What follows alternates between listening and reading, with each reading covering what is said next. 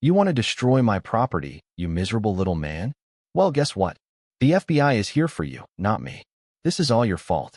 That's what Karen shrieked across the street, her finger trembling, face red as a stop sign, watching federal agents march straight past her and up my front steps. And if you'd told me a year ago, I'd be the reason the HOA president of Sunset Meadows ended up in cuffs, I would have laughed you out of Arizona. But life has a way of getting wild when you poke the wrong bear. Let me back up a sec. My name's Brandon. 6 months ago, I just retired from 30 years as a cybersecurity analyst for the Department of Defense.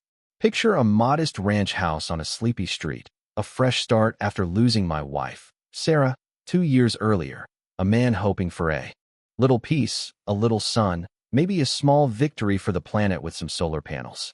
The neighborhood looked perfect, too. Tall trees, neighbors waving, the whole Norman Rockwell starter pack. Only I didn't count on our HOA president, Karen Mitchell, seeing every house as her own personal diorama, and any change as a declaration of war. Karen showed up at my door before the moving boxes. We're cold, all clipboard and fake smile, making sure I had the sacred community guidelines and warning me that any exterior modifications needed her blessing. I thought, sure, standard HOA stuff, right? I was wrong. 3 weeks later, I had those sleek black solar panels installed, flush with the roof, barely noticeable unless you were, say, a power-hungry busybody with too much time and a pair of binoculars. For 2 weeks, I felt great. Lower bills, my meter running backward. In a sense, I was finally doing something good for the environment. That's when Karen came storming back. All pretense dropped. Mr. Henderson, you installed those panels without committee approval. They're an eyesore. You'll be fined $200 a day until you remove them. You know what I mean? I could hardly believe it. Arizona, land of sunshine, and the HOA wants to ban solar panels because they disrupt the visual harmony. That night, I read every page of the HOA covenant. 50 shades of legal gray written so vaguely they could mean whatever Karen wanted. Turns out the review committee was just Karen and 2 of her best friends. No appeal, no oversight. Just Karen's taste and Karen's power. The next day, I tried to talk it out, showed her real estate studies, offered to plant trees, even pay for an independent appraisal. She barely listened. This isn't about studies or property values, Mr. Henderson. This is about standards. It hit me. She didn't care about the rules, just control. I wasn't the first, either. Over coffee, my neighbors Jim and Patricia filled me in. 3 families run out over wrong shutters, a forbidden veggie garden, or just daring to question a contract. David Chun, a lawyer up the block, called Karen a classic petty tyrant. All authority, zero accountability, and just enough legal cover to make fighting back expensive and exhausting. Here's where it got interesting. I started digging into public records, tracing Karen's 8 years as president, and noticed some funny business. Overpriced landscaping, legal fees tripling, big payouts to consultants nobody had ever met. Digging deeper, I found those consulting fees all went to a shell company, Desert Vista Consulting, registered to an address that didn't exist, phone number dead. Then came the kicker, property records showing Karen owned a little office building, rented to Desert Vista, lease signed right after she took over the HOA. She'd built a perfect money funnel, take HOA dues, write checks to herself, approve every penny as president. And it didn't stop there. Kickbacks from contractors, inflated legal fees split with a friendly lawyer, maintenance contracts for work. That never happened. The paper trail pointed straight at Karen. Then, like a bad soap opera, I cracked her email. Let's just say password 123 isn't exactly Fort Knox. What I found, well, let's just say it turned my stomach.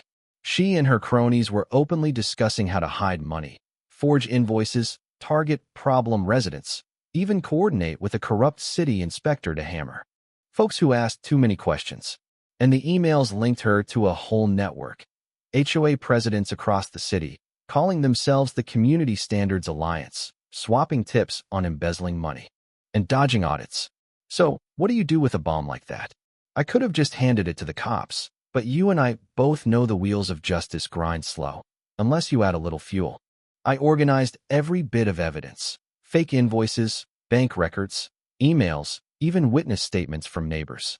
300 pages, neat as you please, and sent it to the FBI's Financial Crimes Division, with a little nudge to some local reporters and lawyers, just to make sure the story would blow sky high. The FBI moved fast. Special Agent Martinez contacted me, grateful and a little amused, a retiree serving up a ready-made RICO case on a silver platter. He asked me to stay put, play the normal resident, and keep documenting everything while the feds built their case.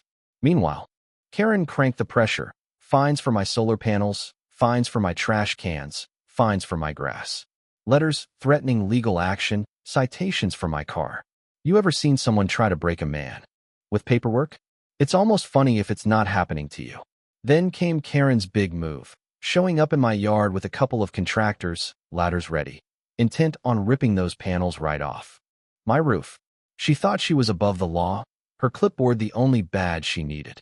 But I hit record, called Agent Martinez on speaker right there in front of her, and let him explain, loudly, that my solar panels were now federal evidence, and anyone touching them would be facing federal charges.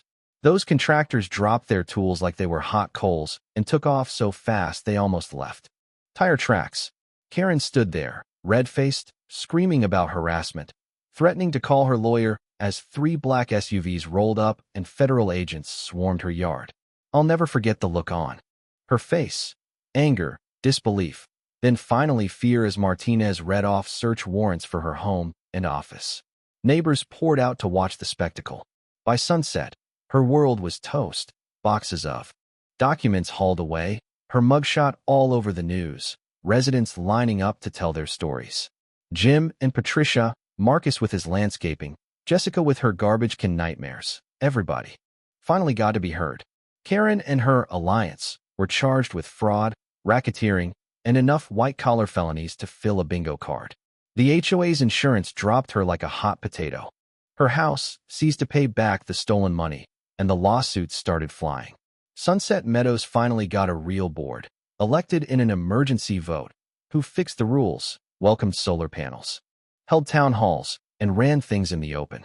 Property values went up, not down. Imagine that. 6 months later, Karen got 18 years in federal prison. Her fake friends cut deals, and the judge made sure every dollar she stole would go back to the people she'd hurt. And that, folks, is how a cranky retiree with some leftover government skills turned a petty power grab into a federal takedown. You never know how far a bully will go until you stand up and call their bluff. Sometimes it takes a spreadsheet, sometimes a hidden mic, sometimes just a stubborn refusal to back down.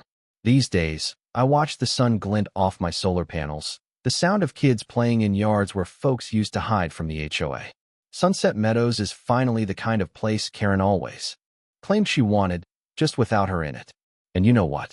I hope her story rattles around every HOA meeting from here to Timbuktu. Maybe next time, folks will think twice before putting a tyrant in charge. So here's my question for you. Was I right to fight dirty, to dig and expose her the way I did, or did I cross a line? Would you have done the same, or just paid the fines and moved on? Drop a comment, let's see where you stand. Justice or vengeance? Sometimes the line is thinner than you think.